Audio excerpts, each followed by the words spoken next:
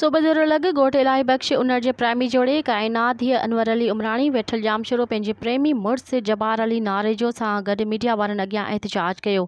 नारी काइनात उमराणी दाहींदे चयो त मुंहिंजा वारिस लालची क़िस्म जा आहिनि जिन मूंखे ज़बरदस्ती ॿिए हंधि परणाइण पिए चाहियो। मां वजह वठी पंहिंजे प्रेमी मुड़ुस जबार नारेजो सां पंहिंजी रज़ा ख़ुशीअ सां शरीयत मूजिब जस्टिस ऑफ पीस खैरपुर जी अदालत में हिकु ॾींहुं अॻु पसंदि जो परणो कयो ऐं तहफ़ुज़ लाइ सेशन जज खैरपुर जी अदालत में दरख़्वास्त दाख़िल कई।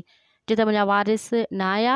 मुंहिंजा वारिस पीउ अनवर अली उमराणी, भाउ नईम मामा बख्शल, कलंदर बख्श, हाशिम रुस्तम आचर, पीरल मासड़ वसीर उमराणी असांजी जान जा दुश्मन बणिजी चुका आहिनि जेके मूंखे मुंहिंजे मुड़ुस खे क़तल करण जूं साज़िशूं ठाहे रहिया आहिनि ऐं मुड़ुस जे अज़ीज़नि खे कूड़नि केसनि जूं धमकियूं ॾियनि पिया।